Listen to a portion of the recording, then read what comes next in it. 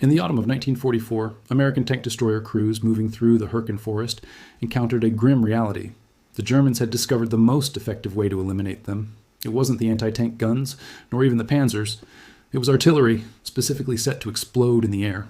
A shell detonating 50 feet above the ground sent jagged fragments plummeting straight into the narrow opening of an M10 or M36 tank destroyer's open turret. There was no roof, no ceiling, just the open sky standing between 5 men and death raining down. The 893rd Tank Destroyer Battalion suffered horrific losses. 16 of its 24 M10s were destroyed in the Hürtgen fight, where artillery and tree bursts transformed open-topped vehicles into deadly traps. Crews scrambled for protection, improvising with canvas, stretched across turrets, welding scrap steel into crude shields, anything that could put some barrier between them and the air above. But nothing truly worked. They were trapped inside machines that embodied a doctrine built on flawed assumptions, devised by generals who would never sit inside, handed to soldiers forced to make it function under fire. The fall of France in 6 weeks in 1940 shocked American planners into a conclusion that seemed logical at the time but proved disastrous. They assumed that if German armor was the threat, concentrated anti-armor weapons would be the solution. General Leslie McNair, the chief of Army ground forces and the architect of U.S. combat doctrine, believed tanks should primarily support infantry, exploit breakthroughs, and maintain pressure. Direct tank-to-tank combat was to be avoided. When enemy armor struck, it should be met by a lighter, faster vehicle armed with a gun powerful enough to destroy tanks, massed at the critical point to halt the attack. This philosophy had a simple motto, drilled into every tank destroyer battalion at Camp Hood, Texas: seek, strike, destroy. The M10 was the Army's answer. Built on the sturdy M4 Sherman chassis, it carried a 3-inch gun with superior armor-piercing performance. To gain speed, protection was sacrificed. The open turret was deliberate. Every pound of roof armor would slow it down, undermining the tactical doctrine. The tank destroyer's mission was to move swiftly, find a concealed position, ambush German armor, and vanish before retaliation, not to withstand hits. Its debut came in North Africa in 1943 at the Battle of Elgatar.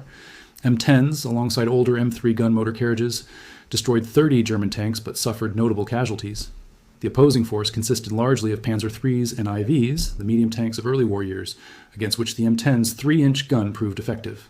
Yet the Army had not yet anticipated the rapid evolution of German armor. By the time American forces arrived in France in 1944, German units fielded Panthers and Tiger Thorn tanks, heavier, better armored, and carrying longer range guns than what the M10 was designed to face. The M10's 3-inch gun struggled against a Panther's frontal armor at standard combat distances. In many encounters, it could not penetrate what could easily destroy it. The tank destroyer's doctrine of ambushing at range faltered when the enemy could eliminate it before it could strike. By July 1944, Eisenhower's headquarters recognized the mismatch and requested that all M10 battalions be upgraded to the M36, mounting a 90mm gun capable of knocking out a Tiger from a distance. It was an admission that 2 years of production and training had produced vehicles no longer suitable for the battlefield they faced. The M36 arrived in Europe by October 1944, immediately proving itself one of the most deadly tools in the American armored arsenal. Commanders demanded it wherever it could reach, yet its arrival shifted how it was used. Doctrine dictated tank destroyers remain in reserve, massed against enemy armor. Reality dictated infantry commanders wanted these powerful guns with them directly, using the M36 for direct support. It became a tank in practice, advancing alongside infantry, attacking fortified positions, suppressing machine guns, and clearing towns, missions that exposed its open top to maximum danger. In a traditional tank, shrapnel might glance off steel, but in an M10 or M36, it fell into the crew compartment. Grenades could drop straight through, rifles aimed at men poking their heads above the hatch, artillery bursts rained from above. Enemy infantry learned to exploit the turret's openness, firing from upper floors into the fighting compartment. Every advantage of visibility became a vulnerability. German after-action reports repeatedly note the preferred tactic: call in artillery, bracket the target, and let fragments finish the work. Crews improvised endlessly, but armor roofs came too late for those who had faced Hürtgen and the Bulge. Inside an M10 or M36, the crew knew the tension. They were meant to be hunters, seek, strike, destroy. But the battlefield demanded constant adaptation. Camp Hood had trained them for aggression, speed, and lethality. The vehicle offered speed and firepower, but at the cost of armor. On the M10, turret traverse was manual, taking roughly 80 seconds for a full rotation. If a German tank appeared outside that arc, the crew faced a deadly choice: reposition entirely, exposing themselves in the open, or risk the enemy hitting them before they could fire. The M36 offered powered traverse, but did not eliminate the fundamental vulnerability. In close engagements with Panthers, even a brief delay could be fatal. American tank destroyer crews in Normandy recounted instances of enemy tanks patiently waiting in the dead traverse zone, confident that the M10 could not engage immediately. The standard response was to abandon position and move to another, again traveling in full view and once more gambling with survival. What they faced was a cruel intersection of doctrine and reality. A vehicle conceived to strike fast and disappear had become, in practice, a deadly trap when the rules of engagement and battlefield conditions collided. By mid-1944, American commanders realized the M10 battalions were outmatched. They ordered all units to be re-equipped with the new M36, which retained the same open-hull design but mounted a 90mm gun capable of destroying a Tiger at range. This change acknowledged a bitter truth.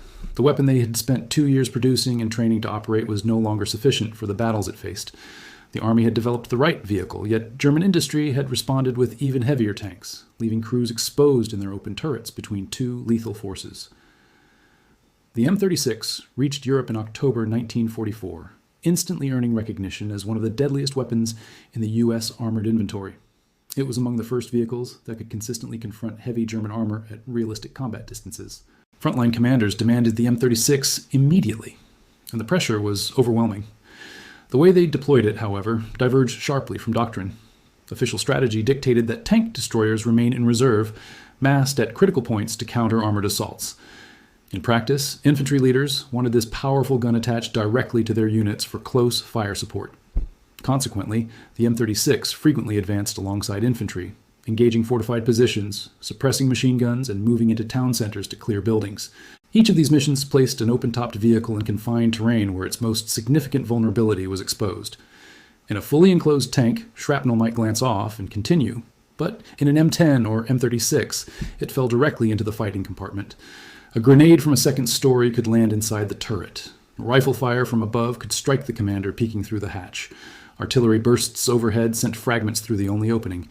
Snipers learned to target heads exposed to aim and operate weapons. Infantry on upper floors could exploit the vertical advantage, firing into a compartment with little cover.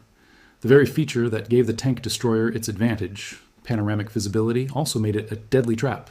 German tactics, as documented in after-action reports, emphasized calling in artillery as soon as a tank destroyer was spotted, bracketing it until an airburst could reach the crew through the open top.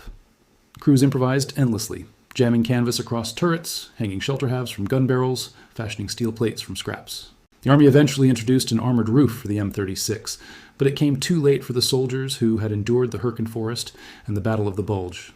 Those who needed protection never received it. Those who no longer required it did. Inside an M10 or M36, 5 men faced a stark reality. They were meant to be hunters. Seek, strike, destroy. Find German armor, engage from concealment, and vanish before retaliation. The tank destroyer was conceived as an offensive counterpunch, not a defensive platform. It was designed for aggression and manned by elites trained at Camp Hood, where emphasis was placed on speed and lethal initiative. Soldiers believed they were being forged into the Army's answer to the Panzer, faster, deadlier, more mobile. But in Europe, reality was cruel. Their vehicle outran most tanks but had thinner armor than the German medium tanks they faced. The M10's turret required a hand crank, taking roughly 80 seconds for a complete rotation. If an enemy appeared outside its traverse while the gun faced the opposite direction, engagement could take over a minute. The M36 improved this with powered traverse, yet it could not resolve the fundamental vulnerability of the open-top design. In close-quarter encounters with Panthers, a minute's delay was often fatal. M10 crews in Normandy reported German tanks maneuvering into dead zones, the angles the gun could not reach, and simply waiting. Standard procedure required abandoning position entirely, moving through exposed terrain, and hoping the next seconds favored survival.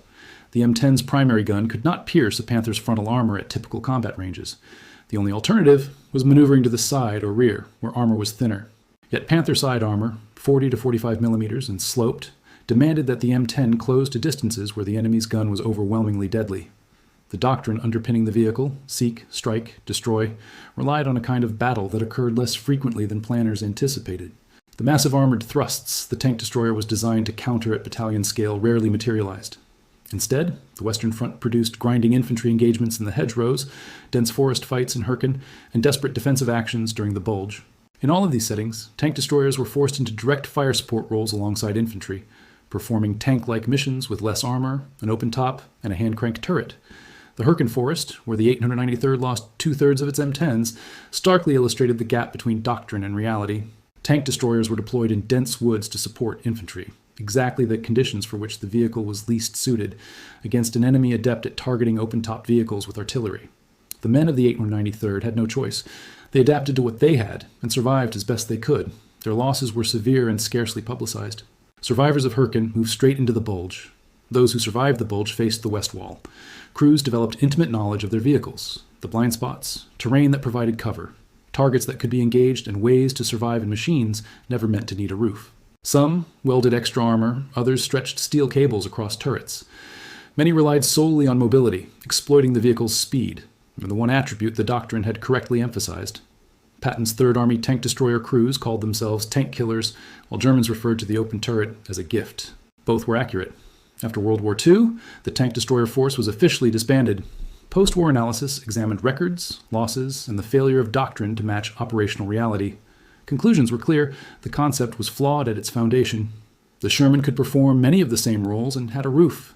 Yet the men who served in M10s and M36s from North Africa to Germany understood the shortcomings well before the official review. They recognized it when Panthers arrived, and the 3-inch gun could not breach frontal armor. They knew it when artillery rained through the open top. They improvised, welding scraps over the openings placed there intentionally by doctrine. Despite these hazards, they persevered. Units like the 893rd, 6001st, 776th, and many others operated in the harshest Western Front environments, in vehicles ill-prepared and facing enemies who had learned how to exploit them.